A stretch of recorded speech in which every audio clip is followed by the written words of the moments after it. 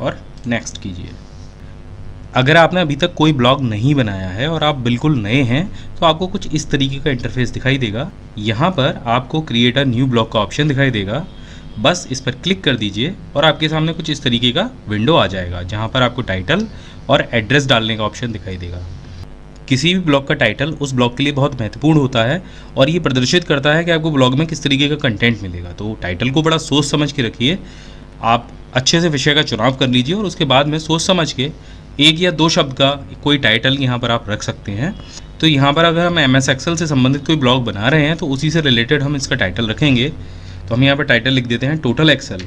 देखिए हमने ऊपर टाइटल तो रख दिया। अब इसके बाद यहाँ पर दूसरा ऑप्शन है हमारे पास एड्रेस का। अब एड्रेस क्या होता है? एड्रेस किसी ब्लॉग का URL होता है। जैसे आपको यहाँ पर ब्लॉगर का ये URL दिखाई दे रहा है www.blogger.com। इसी तरीके से यहाँ पर जो एड्रेस आता है वो .com करके नहीं आएगा, क्योंकि आप ब्लॉगर पर एक फ्री ब्लॉग बना रहे हैं तो वहाँ का जो URL आएगा आपके टाइटल के नाम के साथ में .blogspot.com भी आपको वहाँ पर दिखाई देगा। तो हम पहले एड्रेस में ये टोटल एक्सेल ही टाइप करके देख लेते हैं। आप देखिए जैसे मैं टाइप करता जा रहा हूँ तो नीचे आपको .blogspot.com साथ में डिस्प्ले होता जा रहा है, क्योंकि ये यहाँ पर परमानेंट रहेगा जब तक कि इसके साथ आप कोई भी कस्टम डोमेन नहीं जोड़ देते हैं। ये डोमेन बिल्कुल फ्री है, यहाँ इसको आपको कोई चार्ज नहीं देना है, लेकिन अगर आप कस्टम डोमेन जोड़ेंगे तो उसके लिए आपको चार्ज देना पड़ेगा। देखिए हमने कुछ इस तरीके से इसका नाम रख दिया टोटल एक्सेल। और अगर ये नाम किसी ने पहले से नहीं लिया होगा तो यहाँ पर ग्रीन टिक आ जाएगा, और ये नाम किसी ने पहले से ले रखा होगा तो यहाँ पर लिखा हुआ आ जाएगा sorry this blog address can not available. तो हो सकता है ये ब्लॉग किसी ने पहले बना रखा हो, तो यहाँ पर हम 2018 जोड़ देते हैं साथ में। आप देखिए ये नाम अवेलेबल है, this blog address is available, यानी आपके ब्लॉग का URL जो एड्रेस है वो हो गया और आपके ब्लॉग का टाइटल ये हो गया। दोनों अलग अलग भी हो सकते हैं, इसमें कोई दिक्कत नहीं है। जो सर्च है वो आपको इस नाम से भी यहाँ पर मिल जाएगी धीरे धीरे जब आप कंटिन्यू पोस्ट करना शुरू कर देंगे।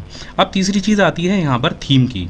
आपके ब्लॉग जब कोई व्यक्ति खोलता है तो उसको एक अलग तरीके का डिज़ाइन वहाँ पर दिखाई देता है। ये जो डिज़ाइन है इसे इंटरनेट की भाषा में थीम या टेम्पलेट कहा जाता है, और इनकी अलग अलग विशेषताएं होती हैं। आपकी पोस्ट कैसे दिखाई देंगी, आपके ब्लॉग का लुक कैसा दिखाई देगा जब लोग उसे खोल के देखेंगे। तो यहाँ पर ब्लॉगर द्वारा कुछ फ्री टेम्पलेट्स दी गई हैं, आप इनका इस्तेमाल कर सकते हैं। और अगर आप चाहें तो इंटरनेट पर कई सारी वेबसाइट्स ऐसी हैं जहाँ पर आपको पेड टेम्पलेट भी मिल जाएंगी। पेड टेम्पलेट के कई सारे फ़ायदे भी हैं, तो यहाँ से अगर आप चाहते हैं पहली कोई टेम्पलेट सेलेक्ट करना तो आप कोई भी ले लीजिए।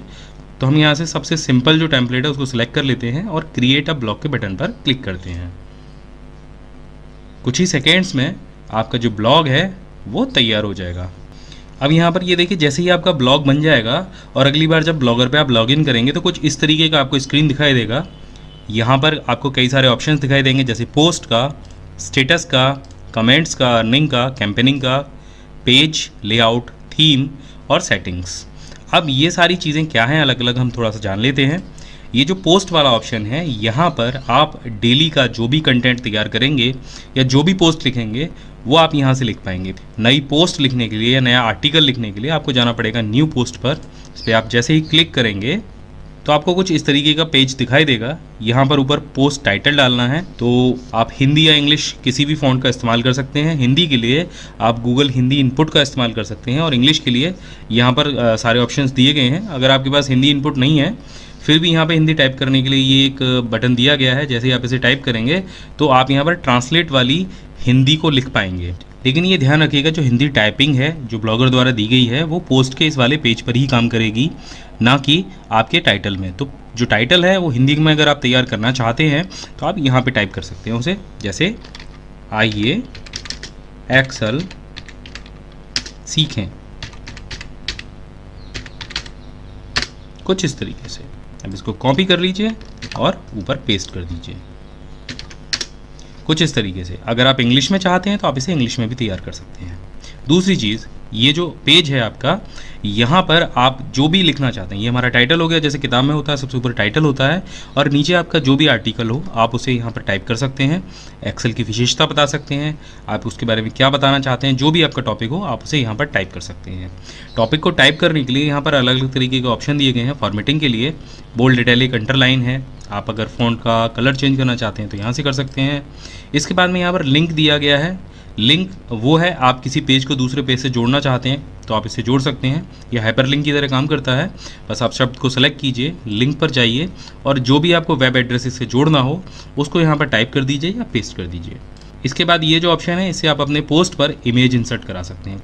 तो आप जहाँ से भी चाहें इस ब्लॉग पर इमेज इंसर्ट करा सकते हैं। अगला ऑप्शन है वीडियो का। तो अगर आप YouTube से वीडियो लेना चाहते हैं तो सिंपल आप यहाँ पर टाइप कर दीजिए, जैसे हम कर देते हैं माई बिग गाइड, और यहाँ से सर्च करा लेते हैं।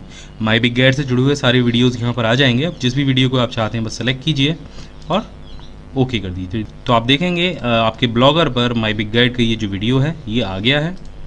इसके बाद आप एंटर कीजिए और यहाँ पर आपको काफ़ी सारे ऑप्शन और भी मिल जाएंगे। तो ये जो ऑप्शन है ये लेबल का है। अगर आप एक विषय से ज़्यादा विषयों के बारे में लिखते हैं तो वो जो लेबल है वो आप यहाँ पर टाइप कर दीजिए। अगर आप एक्सेल के अलावा यहाँ और भी कई विषयों के बारे में जानकारी देते हैं, एक्सेल आप डाल सकते हैं, और भी अगर कोई दूसरा विषय है तो आप यहाँ पर डाल सकते हैं। इसके बाद यहाँ पर ऑप्शन दिया गया है शेड्यूल का। अगर आप चाहते हैं इस पोस्ट को किसी और समय में पब्लिश करना तो आप यहाँ से सेट डेट एंड टाइम कर सकते हैं। आप चाहते हैं ये पोस्ट आज 16 तारीख के बजाय 23 तारीख को पब्लिश हो तो आप यहाँ से 23 तारीख सेलेक्ट करके इसे डन कर सकते हैं। और इसके बाद ऑप्शन है प्रेमालिंक का। ये कस्टम URL के ऑप्शन आता है। अगर आप हिंदी में टाइटल यहाँ पर डालेंगे तो आपका जो पोस्ट का टाइटल है वो कुछ इस तरीके से आएगा, लेकिन यहाँ पर आप उसे इंग्लिश में भी कर सकते हैं, जैसे